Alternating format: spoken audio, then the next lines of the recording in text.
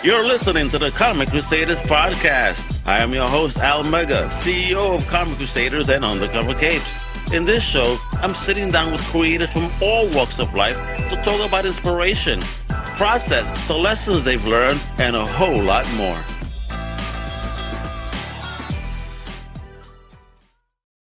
Wepa, what's up, my people? It's your boy Al Mega, and welcome back to another electric episode of the Comic Crusaders podcast. Now, today's show is dripping with some amazing time, baby, because I got not just one, I'm hopefully going to have two heavy hitters. Yes, definitely will be having two heavy hitters in the building. One's a comic book veteran, and the other is a film mastermind making his first jump into the comic book world, baby. Now, let me tell you, I'm talking about the tag team creative giants that are Ethan Sachs and Brian DeCubellis, baby.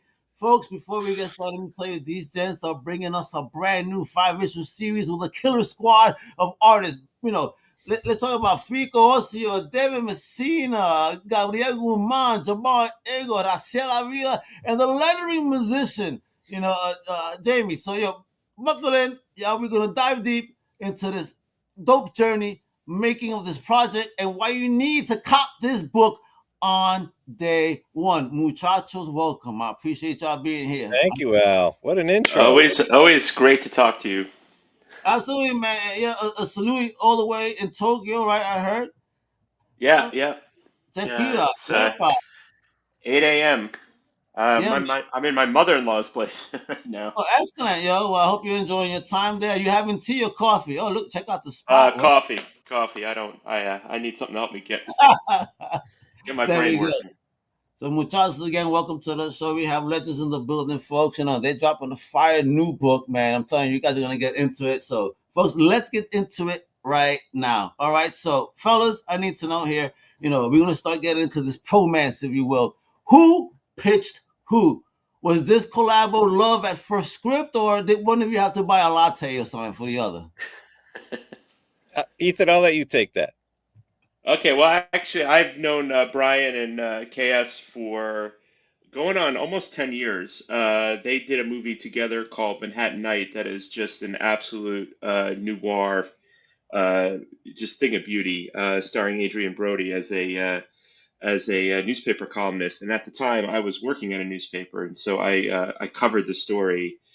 And that's how we sort of got to know each other. And then, Brian, you want to take it from there? Talk about sure. So, just to clarify, K.S. Bruce is the co-creator, and we had written a new screenplay following our second film that we had done together. And we started writing in the beginning of COVID, right in the very beginning. Okay. And we thought, wouldn't it be cool? We were looking at some like 60s noir and some European noir, and we were like, wouldn't it be cool to do like a stylized noir in New York City at the beginning of the pandemic, which is, was a weird time for everybody. But we didn't know at that point that it was going to go on as long as it did. Anyway, because the pandemic did go on as long as it did, by the time we got done writing, we were like, this isn't the time. This isn't the vibe for this screenplay right now. So we just totally shelved it. Okay. And then because Ethan and I and K.S. Bruce are friends, we were chatting, and I was, getting to know more about the comics, and I thought, actually it was K.S.'s idea, like, what about this as a comic book? And so I pitched it to Ethan, and Ethan said, what did you say, Ethan? I mean, they had me at hello. It was just such a perfect, elevator pitch. The idea of setting this kind of crime story in New York City, which, we were all from New York. And so we very much remember that March, April 2020, when we were the epicenter of, this unprecedented plague, basically. And you would constantly hear the sirens going down the streets. And to set a crime story there and then, I thought was just, I just salivated. I just really wanted to tackle that. Yeah, because I was going to ask who was enabler here, and it was definitely you then. Because once he said "Let's go," you said you had to have your head on. You were like, "Hell yeah, great comic, let's do this." Hell yeah, bro! You were throwing all that spice in there. I love it. So Yeah, I Ethan, mean, go ahead. I'm sorry. Go ahead. oh, go ahead, go ahead. I Because heard I my was going name, to ask, so bringing someone into comics from the world of film. Did you have a checklist of don't do this or the fanboys will riot? yeah, I think like the biggest adjustment was to go from basically something that was written as a feature movie, right, and to sort of kind of reconfigure it a little bit to be more of a serialized.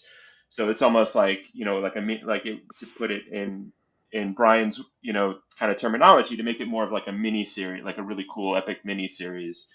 And so Okay. that just there was a little bit of a structural thing, but the story itself was like it was intact. It was like it was pretty much ready to go. And then I guess my other role in the band was to be a sort of comic book consigliere, to sort of help shepherd it through, because it was sort of their first dance in this world. Although they adapted, especially Brian adapted so easily to it. But finding the artists, finding the publisher, Chris Ryle, who's amazing, his imprint Syzygy is part of Yeah, Image. So Syzygy. like, Every time I hear Syzygy, I always feel like saying GGG unit. Yo, what the heck, but I love the name Syzygy. It has a thing to it. yeah, yeah. So that was my other, I guess, role. But really, Brian and KS wrote is was just tailor made for any medium. It's just like the great thing about comics too is you basically have an almost unlimited special effects budget, so you can go Yeah. big. And so yeah, so the story was pretty much good to go Ethan's from being a day little one. bit modest, in my opinion. Ethan, I think you're being a little bit. I mean, this doesn't happen unless Ethan is shepherding us through this thing. Like we don't know anything about how to create a comic book. So without you, Ethan, we would have been blind. And What so was what was your biggest adjustment, Brian? Then and learning the comic book game. um I think on the creative side, it was pretty natural for me to like think in pictures, right? Because when we're making a movie, we're always thinking in frames, so having that rectangle or whatever shape the panel is in was a very easy transition to make. One of the things that was kind of interesting is, you know as we were writing together, because the three of us would work on everything together, I had to adapt to the concept of things being, still images as opposed to things in motion. You know what I mean? So like when you are used to thinking in time and space and now you're just thinking in space, it's different. Some things translate better than other things. Yeah. Some things like, oh, it's kind of hard to show this. And Ethan was great about that. He'd be like, that's tough to do in comics because it doesn't you would need so many panels to like create whatever that thing is to make it clear, whatever that motion or action or whatever. Artist. Yeah, yeah. So that was an adjustment, and Ethan was just great at being like, okay, I think this scene should just be 2 pages. Like Ethan really had the map in his head, and that was so valuable because that was a learning curve for me too, because I hadn't thought about telling the story in still images fixed on X amount of real estate. Gotcha. And how did you feel when you started seeing, your written work come to life via It's art? the best. It's the best. First of all, shout out to the artists, right? Because we got this. Ethan likes to call it a murderer's row of artists. Oh shit. As you mentioned at the beginning of the show, we started with Fico Ossio. He does the first 2 issues, and then Dave Messina comes on for 3, and Gabriel Guzman is on for 4, and Jamal Igle is on for 5. So we got like top shelf all the way down the line, and so part of the fun of it was seeing each of them interpret the characters in the story in their style, right? Like as they would do on a bigger, longer established series. So it's like, oh, this is Dave's version of Rain and Grigor and in that style. And so anytime pages were sent to me, I don't care if it was layouts, pencils, inks, colors, letters, That was the best day of the week. Whatever day page you survived, that was the best day of the week. Yeah, because I was gonna say more that the project is stacked like an Ocean's 11 of comics artists. They're like, who's Clooney, who's Pitt, and who's Danny freaking Ocean here? Come on now. I dig it. I dig it. Yeah, that is a good question on who would be who. As we approached them, I kind of had a wish list, and we pretty much checked them all off. I've been dying to work, like for example, with Jamal, for I've known him sort of off screen for a while, and the chance to work with him and the chance to work with Dave Messina, who's working on Ultimate Spider-Man, and by doing, they have busy dance cards, so by kind of catching them for an issue, you could get all that talent. It's crazy, yo. Yeah, man. Yeah. A Voltron here again. Let's keep using these old forever, man. Another a Voltron squad here of artists. Amazing, man. And how did they react when approaching them with this story? I think once you get one, they fell into pretty, because they're sort of part of something bigger, which was, I think, a good feeling for them, and they could jam on a type of genre that maybe sometimes they don't get to jam on. So a little break from superheroes kind of thing. So yeah, the grounded noir was very attractive. Grounded crime noir, New York City. They all mentioned that was fun. Jamal in particular, I want to show some art. I mean, first look at that cover here. Holy shit! The nice black and white variant, bro. Yeah, man. I just show off these goodies. Start teasing them, folks, and we start getting into some colored version right there, folks. I mean, that is sweet, man. Let me tell you. Get that a little bit bigger. Yeah. Moment. I mean, look at that. Beautiful. That's Fico's work. But it's that right there, man. Because again, letterers and colorists are unsung heroes to me. When they are. So give us the dirt, man. How did you land the amazing squad you got here for letters and color? Because it just effing pops. As I was looking through the book, a shout out for sending issue 1. I was halfway through it, but I'm like, I'm digging the vibe. It's gangster. Yeah. I had a little echo. I don't know if you guys are getting the same thing. No. Okay. Then I won't worry about it. So Fico was actually the one who hooked us up with the colorist. And did I bring in the letter? I'm trying to remember. Yeah. Oh yeah. Okay. So Jaime. Yeah. Here we go. Oh, but look at this, Look at this panel work here. Look how gangster. I love how, see, that you're talking about motion. Us comic nerds see the motion that's going on here. Yeah. Trust us. Leave it to our imagination, Brian. The motion is in our head. Trust you me. I mean, the book looks gorgeous, though. I mean, for real.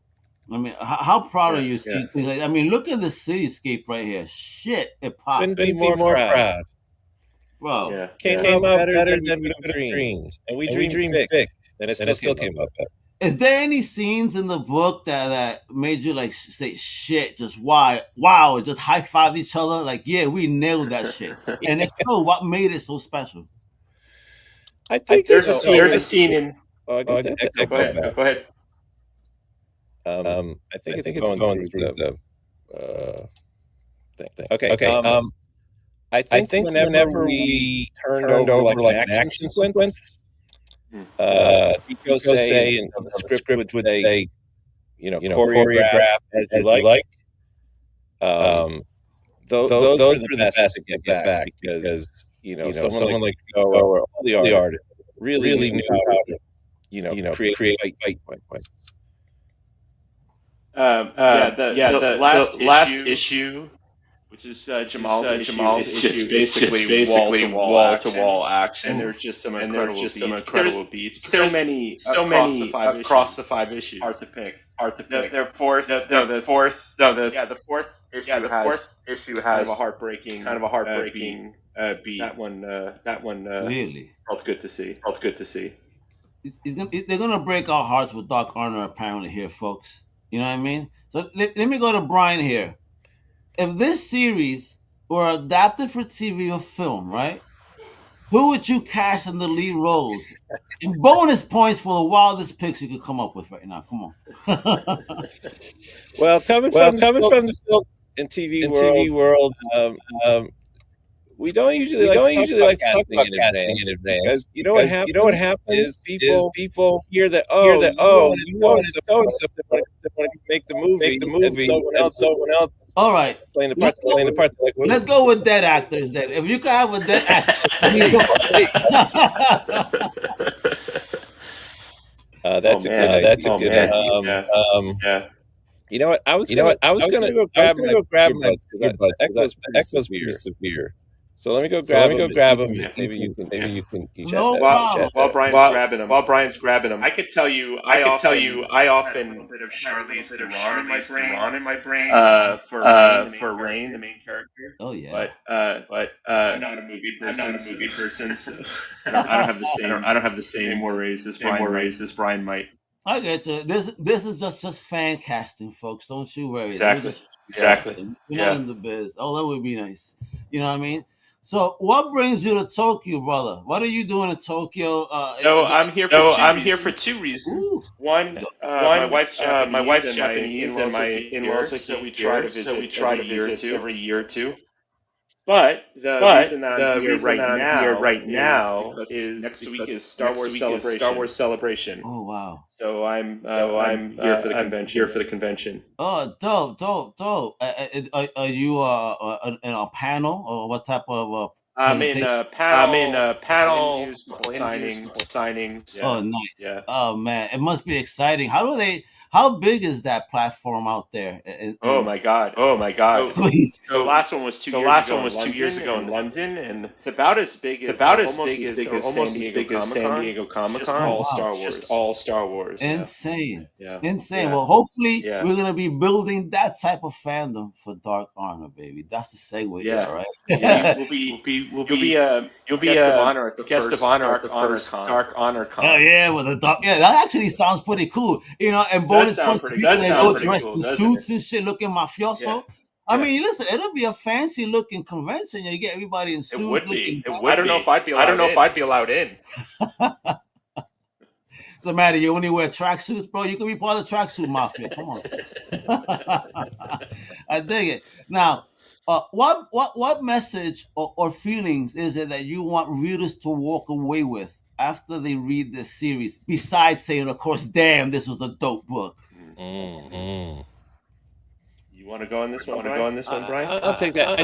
I think we really love the mood, this gritty noir on the street during the first weeks of COVID when everything seemed so weird, and I think that because our villain Grigger represents COVID and taking over this strange weird way. I think that I want to just evoke that very unsettling feeling when things were all just starting to go down.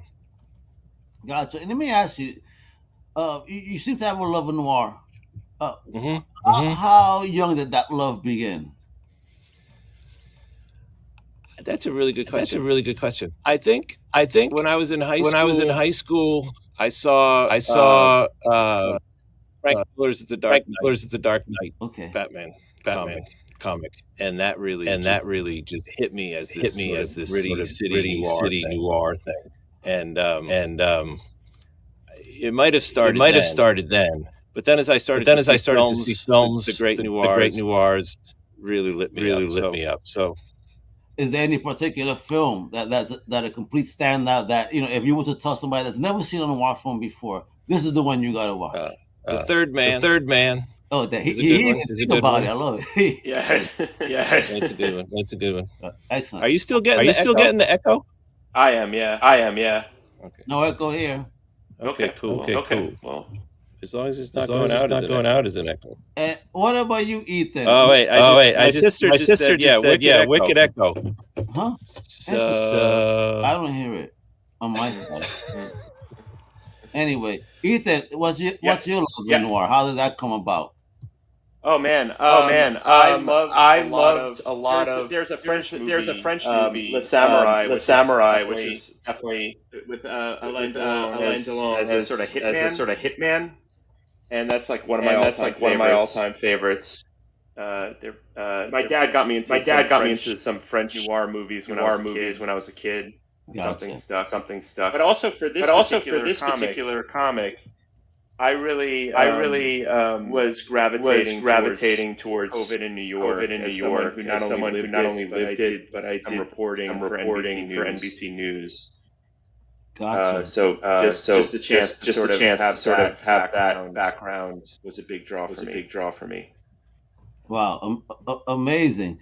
And how deep type of research that you guys do? Like, Brian, for example, and Warren writing this book during the time, like, what type of things were you digging into to get inspired? Well, I'll tell you, Al, there was a lot of inspiration just from what was happening at the time in our memory, what was happening. So the book starts on March 13th, 2020, and I remember that day very well because we had just wrapped our second movie, Trust, and I was coming home from the city at Grand Central Station at 8:30 in the morning that Friday, and it was a ghost town. I'm looking around like this is bad. And then I get on the train. Guess what? Nobody's on the train. It's just me and the conductor. So that's in the book. That kind of inspiration. Brian felt like Rick from The Walking Dead. That's what happened. Like, what the fuck is going on? There's zombies. So let me ask: can we expect more collaborations from you guys? Because like, how many issues we're getting here? Then we're most likely going to get the graphic novel. But is there a plan for more work? I would say at this point, it's possible. I would love to work with Ethan again. KS and I would both like to do that. I think if this does well, we could talk about a sequel. Yeah. There's definitely without any kind of spoilers, there's definitely more story that could be told. So hopefully, gotta start with this story. Get it out there. Hopefully, all the fans listening will help us. Bring more Rain story out. To the shelves. Listen, the book is what's the date that it's dropping again? Oh man, May 28th. There you go, May 20. Oh, look at that time, folks. Couple of things to do here is go to your local comic book shop and put that on your pull list. If that's not something you do, then go to your favorite online store and then just put it on pre-order today. Listen, you already saw a sample of the art.